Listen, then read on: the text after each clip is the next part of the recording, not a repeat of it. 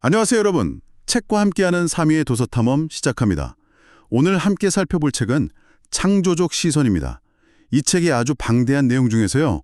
오늘은 창조의 본질과 예술, 그리고 바우하우스를 중심으로 91장부터 100장까지의 핵심을 깊이 파고들어 보겠습니다. 창조는 과연 어디서 오는 걸까요? 함께 그 실마리를 찾아보시죠. 그리고 다음 시간에는 101장부터 110장까지의 내용을 다룰 예정이니 기대해 주세요. 그럼 바로 시작해 볼까요? 이 책에서 창조의 첫걸음으로 제시하는 게 바로 편집의 단위를 찾는 거더라고요.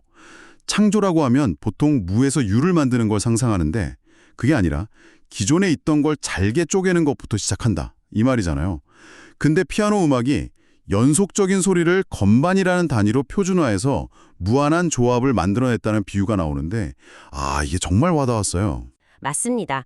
바로 그 쪼개고 표준화한다는 개념이 사실 근대적 창조성의 거의 모든 것이라고 할 수 있죠. 책에서는 우리 전통음악이 왜 세계화되기 어려웠는가에 대한 아주 흥미로운 분석을 제시하거든요. 바로 이 소리를 유형화하고 표준화하는 작업, 즉 편집의 단위를 만드는 노력이 부족했기 때문이라는 거예요. 이건 단순히 악보가 있고 없고의 기술적인 차원이 아니라 뭐랄까 세상을 인식하고 재구성하는 방식 자체가 달랐다는 걸 보여주는 거죠. 그러니까 정해진 기준이 없으니까 그걸 바탕으로 새롭게 조합하고 변형하는 편집이 일어날 수가 없었다? 이런 맥락이군요. 베낄 대상이 없을 때 스스로 기준, 즉 단위를 만들어내는 것, 이게 창조의 진짜 시작점이라는 거네요. 바로 그겁니다. 무언가를 정의하고 분류하는 행위 자체가 가장 원초적인 창조 행위인 셈이죠. 그렇게 스스로 단위를 만들어낸다는 관점에서 보면 예술의 한 형태인 추상예술은 대체 어떤 단위를 만들어낸 걸까 하는 궁금증이 생겨요. 책에서 빌레헬름 보링거라는 사람의 이론을 인용하는데 이게 정말 독특하더라고요. 인간이 자연을 두려워할 때 추상예술이 태어났다는 거잖아요. 네, 아주 흥미로운 심리학적 접근이죠. 우리가 자연과 조화를 이루고 편안함을 느낄 때는 자연을 그대로 닮았게 그려려는 모방 예술이 발달하고요. 반대로 거대한 자연 앞에서 인간이 왜소하게 느껴지고 그 무한함의 공포를 느낄 때 그 두려움을 통제하기 위해 추상 예술이 나타난다는 이론이에요. 통제하기 위해서요? 아니 어떻게 추상적인 그림이 두려움을 통제할 수 있다는 거죠? 혼란스럽고 무한한 자연을 인간이 이해할 수 있는 기하학적인 형태로요. 그러니까 직선이나 완벽한 곡선 같은 단위로 재구성해서 인지체계 안으로 끌어들이는 방식인 거죠. 일종의 정신적 방어 기제라고 할 수 있습니다. 책에서 이걸 원근법의 발명과 같은 맥락에 놓는 이유가 바로 그거예요. 원근법이요? 네, 3차원의 무한한 공간을 2차원 평면 위에 수학적으로 완벽하게 통제하는 기술이 원근법이잖아요. 추상 역시 그런 정신적 도구였다는 시각입니다. 와, 원근법과 추상화가 세상을 통제하려는 인간의 욕구라는 점에서 똑같다니 이건 정말 생각도 못 해본 연결이네요. 결국 칸딘스키 같은 화가들이 갑자기 자연은 지겨, 그냥 내 맘대로 그릴래. 이게 아니었군요. 그 시대의 불안과 공포를 극복하려는 어떤 지적인 시도였다. 이렇게 볼 수 있겠네요. 그렇죠. 예술이 단순히 아름다움을 좇는 게 아니라 시대 정신과 지적 흐름 속에서 탄생하는 필연적인 결과물이라는 걸 보여주는 아주 좋은 사례입니다. 세상을 통제하고 이해하려는 시도가 다른 감각들과 연결될 때 더 강력해진다는 이야기도 흥미로웠어요. 공감각에 대한 부분이요. 소리가 커지면 빛이 더 밝게 느껴지는 것처럼 전혀 다른 감각들이 서로 영향을 주는 현상? 지휘적 카라얀이 비디오 아트에 그토록 집착했던 이유가 단순히 기록을 남기기 위해서가 아니었다는 거잖아요. 보는 경험이 듣는 경험을 증폭시킨다는 걸 본능적으로 알았기 때문이라는 분석이 나오죠. 바로 그 부분이 바우하우스 교육의 핵심과 연결되는 지점입니다. 바우하우스에서는 이 공감각 훈련을 아주 체계적으로 또 중요하게 다뤘거든요. 단순히 음악을 듣고 느껴지는 대로 그려보세요 같은 감성적인 접근이 아니었어요. 당시 막 학문적 용어로 정립되기 시작한 지네스테지, 즉 공감각이라는 개념과 이를 체계적으로 연구하던 게슈탈트 심리학의 성과를 교육에 적극적으로 도입한 겁니다. 그냥 예술 교육이 아니라 거의 과학 실험에 가까웠군요. 그렇다고 볼 수 있죠. 시각, 청각,触각 같은 분리된 감각의 벽을 허물고 모든 예술 장르를 통합하려는 바우하우스의 이념이 바로 이런 시대적, 학문적 배경 위에서 탄생한 겁니다. 총체 예술이라는 그들의 목표가 결코 뜬구름 잡는 이야기가 아니었던 거죠. 감각을 통합하는 것처럼 넘쳐나는 정보와 지식을 통합해서 나만의 것으로 만드는 방법에 대한 이야기도 인상 깊었어요. 독일 문화학자 아비바르브루크의 좋은 이웃의 법칙이요. 보통 도서관에 가면 정해진 분류법에 따라 책을 찾잖아요. 그런데 이 사람은 그런 걸 다 무시하고 자기만의 논리에 따라 책들을 재배열했다는 거죠. 좋은 책은 고구마 줄기처럼 다른 책들을 끌고 온다는 저자의 표현이 정말 재밌었어요. 그 고구마 줄지라는 비유가 핵심입니다. 정해진 길을 따라가는 게 아니라 책 속의 각주나 참고 문안을 따라서 이리저리 넘나들며 지식의 파편들을 주체적으로 엮어내는 방식이죠. 이걸 주체적 책 읽기라고 하는데 책에서는 바르부르크가 이런 방식으로 전혀 예상치 못한 연결고리를 발견해내는 과정을 보여줘요. 예를 들면 르네상스 점성술책 옆에 현대 심리학 책을 놓는 식으로요. 잠깐만요. 그건 좀 위험하지 않나요? 자기 관심사에 맞는 것들만 연결하다 보면 자기가 믿고 싶은 것만 보게 되는 일종의 지적 에코 챔버에 갇힐 수도 있을 것 같은데요. 아주 날카로운 지적이세요. 그리고 그게 바로 바르보르크 방식의 묘미입니다. 그는 비슷한 책을 이웃으로 만드는 게 아니라 오히려 전혀 상관없어 보이는 의외의 이웃을 만들어줌으로써 강제로 새로운 관점을 생각하게 만들었어요. 말씀하신 에코챔버를 의도적으로 깨부수는 장치였던 셈이죠. 책에서는 그가 이런 방식을 통해 실험 심리학의 창시자인 빌렐름 분트와 지적으로 어떻게 교류했는지를 보여주는데 정해진 분류법대로라면 절대 만날 수 없었던 두 지식의 세계가 연결되는 순간이죠. 이게 바로 자신만의 지식 네트워크, 즉 편집의 공방을 만드는 과정입니다. 의도적으로 낯선 것들을 연결해서 새로운 의미를 만들어내는 것. 이게 바로 편집이고 창조라는 거군요. 이제 바우하우스 이야기로 자연스럽게 넘어갈 수 있겠네요. 예술과 기술이라는 당시에는 전혀 어울리지 않는다고 생각했던 두 이웃을 의도적으로 연결한 곳이 바로 바우하우스잖아요. 근데 왜 하필 그게 독일이었을까요? 이 질문에 대한 답을 찾기 위해 측은 독일 공장연맹 내부에서 벌어졌던 아주 격렬한 논쟁을 소개합니다. 바로 표준화 논쟁인데요.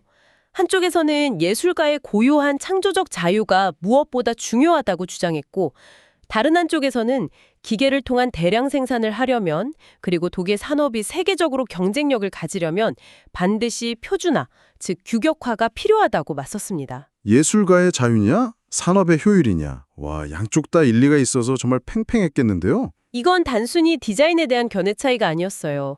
예술과 산업, 개인의 창조성과 국가의 미래가 걸린 책의 표현을 빌리자면 거의 신념 전쟁에 가까웠죠. 이런 치열한 고민과 사회적 갈등이 있었기에 역설적으로 그렇다면 예술과 기술을 통합해버리면 되지 않을까? 하는 혁신적인 발상을 하는 바우하우스 같은 교육기관이 탄생할 수 있는 토양이 마련된 겁니다. 독일 특유의 기능주의, 실용주의 문화도 물론 큰 영향을 미쳤고요. 와, 그런 엄청난 사회적 진통 속에서 태어난 거군요. 그런데 우리가 지금 너무나 당연하게 쓰는 창조성, 그러니까 크리에이티비티라는 단어 자체가 사실 100년도 안 된 신조어라는 대목에서 정말 깜짝 놀랐어요. 이거 정말 인거예요? 그럼 그전에는 미켈란젤로나 다빈치 같은 사람들을 뭐라고 불렀죠? 창조적이지 않았다고 본 건가요? 하하, 바로 그 질문이 핵심입니다. 물론 그들의 위대함을 몰랐던 건 아니죠. 하지만 창조라는 단어는 원래 신이 천지를 창조하는 행위에만 쓸 수 있는 신의 고유 영역을 뜻하는 단어였어요. 인간은 신이 만든 세상을 모방하거나 재현하는 존재였지 무언가를 창조하는 주체라고는 생각하지 않았던 거죠. 그럼 대체 20세기 초반에 무슨 일이 있었길래 인간이 갑자기 창조성이라는 단어를 스스로에게 붙이기 시작한 걸까요? 책에서는 그 결정적 계기 중 하나로 심리학에서 의식의 흐름이라는 개념이 등장한 것을 꼽습니다. 외부의 객관적인 세상을 얼마나 똑같이 그리느냐가 중요했던 것에서 벗어나서요. 끊임없이 변화하는 인간의 주관적인 내면, 그 의식의 흐름 자체를 탐구하기 시작한 거예요. 그때부터 인간은 더 이상 수동적인 모방자가 아니라 자기 안에서 새로운 것을 만들어내는 능동적인 창조적 주체로 인식되기 시작한 겁니다. 신의 영역이었던 창조를 인간의 영역으로 가져온 그야말로 코페르니쿠스적인 전환이었죠. 신의 영역을 인간에게로 가져왔다. 이 관점에서 보니까 바흐의 음악을 예술적 창작이라기보다 숙련된 장인의 기술로 분석한 부분이 완전히 새롭게 이해가 되네요. 처음엔 이 분석이 좀 충격적이었거든요. 우리가 듣는 브란덴부르크 협조곡이 당대 사람들에게는 예술이 아니라 초고수 장인의 기술 시연처럼 받아들여졌을 수 있다는 거잖아요. 네. 당시 음악가는 교회나 궁정에 소속되어서 고용주가 원하는 음악을 제때 만들어 납품하는 기술자, 즉 직업인이었죠. 프리드리히 대왕 앞에서 즉흥적으로 육성 푸가를 연주한 것도 지금의 시각에서는 위대한 예술 행위지만 당시에는 최고의 기술자가 자신의 실력을 증명해 보이는 것에 가까웠다는 분석입니다. 하지만 시민사회가 성장하고 음악가들이 교회나 궁정으로부터 독립하면서 비로소 자기 자신을 표현하는 예술가로서의 정체성을 갖게 된 거죠. 아, 기술자에서 예술가로 바로 이 지점에서 음악이 추상회화에 영감을 줬다는 설명으로 이어지는군요. 정확합니다. 화가들이 문득 찌르는 거예요. 음악을 봐라. 저들은 눈에 보이는 무언가를 재현하지 않아도 오직 음표라는 추상적인 기호의 조합만으로 완벽하게 독립된 세계를 만들지 않는가. 그렇다면 우리 화가들도 현실을 모방하는 것에서 벗어나 순수한 형체와 색이라는 우리만의 음표로 새로운 세계를 창조할 수 있지 않을까 하고요. 바우하우스의 선생이었던 칸딘스키와 파울 클레가 바로 그 길을 개척한 선구자들이었습니다. 재현가에서 창조자로 거듭난 거죠. 그 중심에 있던 파울 클레는 심지어 회화가 음악보다 더 유리할 수도 있다고까지 주장했다면서요. 음악은 시간의 흐름에 따라 흘러가물이지만 그림은 여러 시간성을 한 화면에 동시에 담을 수 있다는 동시성 때문에요. 바흐의 여러 멜로디가 동시에 진행되는 폴리포니, 즉 다성음악을 그림에 적용하려고 했다는 시도가 정말 대단하게 느껴져요. 클레 작품인 붉은색 푸가나 리듬적인 것을 보면 그 시도가 얼마나 치열했는지 알 수 있습니다. 그는 단순히 음악을 듣고 받은 느낌을 추상적으로 표현한 게 아니에요. 시간의 흐름, 리듬, 화성 같은 음악의 구조 자체를 시각 언어로 번역하려고 한 겁니다. 여러 색상의 네모들이 겹치고 반복되면서 마치 여러 악기가 각자의 선율을 연주하듯 시각적인 폴리포니를 만들어내죠. 이건 장르 간의 경계를 허물고 종합예술을 만들고자 했던 바우하우스의 정신과 정확히 일치하는 시도였습니다. 듣고 보니 클레라는 사람은 생각 자체를 그림으로 한 것 같네요. 창조적인 아이디어가 떠오를 때 보통은 글로 정리하는데 이 사람은 이미지로 먼저 떠올렸을 것 같아요. 책에서는 이걸 게슈탈트 심리학자 루돌프 아렌하임의 용어를 빌려 시각적 사고라고 부르더라고요. 네, 클레는 그 시각적 사고의 대가였죠. 사실 그는 성격이 아주 소심해서 학생들과 말로 소통하는 걸 어려워했다고 해요. 그래서 자신의 생각이나 강의 내용을 전부 글과 그림으로 정리해서 전달했죠. 그가 남긴 수천 장의 방대한 강의 자료가 바로 그 조형적 사고의 결과물입니다. 잠깐만요. 그럼 우리가 일상에서 어떤 복잡한 문제를 풀려고 할 때 자신도 모르게 종이에 네모랑 화살표 그려가면서 생각하는 것, 이것도 일종의 시각적 사고라고 할 수 있겠네요? 바로 그겁니다. 우리는 이미 일상에서 시각적 사고를 하고 있는 거죠. 클레는 그 방식의 경지에 오른 사람이었고요. 그에게 글과 그림, 음악과 회화는 애초에 분리된 게 아니었어요. 다양한 매체를 자유롭게 넘나들면서 생각을 조합하고 표현하는 이 책의 개념을 빌리자면 탁월한 에디톨로지스트였던 셈입니다. 오늘 이야기의 마지막 주제인 재료로 자연스럽게 연결되네요. 그렇게 머릿속에서 시각적으로 사고한 추상적인 아이디어를 결국에는 현실 세계에 구현해야 하잖아요. 바우하우스 교육의 기초가 재료에 대한 깊은 이해였다는 점, 그리고 클레 역시 평범한 캔버스가 아니라 헝겊, 황마, 포장지 같은 온갖 재료를 다 실험했다는 부분이 인상 깊었어요. 심지어 기름이랑 달걀을 섞어서 직접 물감을 만들기도 했다면서요? 네, 창조의 마지막 단계는 결국 구체적인 물성과의 만남이니까요. 책에서는 클레의 그림이 왜 발터 베냐민 같은 철학자들에게 그토록 깊은 영감을 주었는지를 바로 이 재료의 질감에서 찾습니다. 특히 그가 먹지 같은 걸 대고 뾰족한 것으로 눌러서 그린 독특한 선의 질감 있잖아요. 네네. 그 울퉁불퉁하고 상처난 듯한 선을 보고 있으면 우리 내면의 과거 경험이나 기억, 책에서는 이걸 카논 뉴런이라고 표현하는데 그런 것들이 자극되면서 아주 깊은 사유로 이어진다는 분석이에요.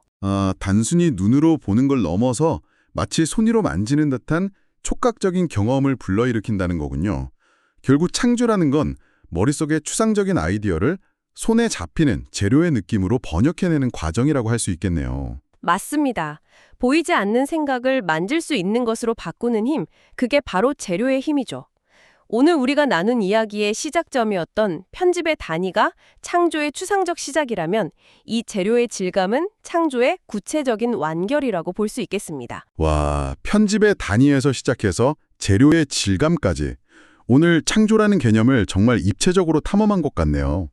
처음 던졌던 질문으로 돌아가 보면 창조는 신비로운 영감이라기보다는 세상을 쪼개고 연결하고 낯설게 배열하고 또 시대의 필요에 답하고 최종적으로는 구체적인 물질로 구현해내는 일련의 과정이자 기술이라는 생각이 드네요.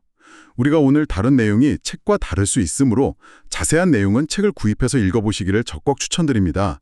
책과 함께 항상 행복한 하루하루 되십시오.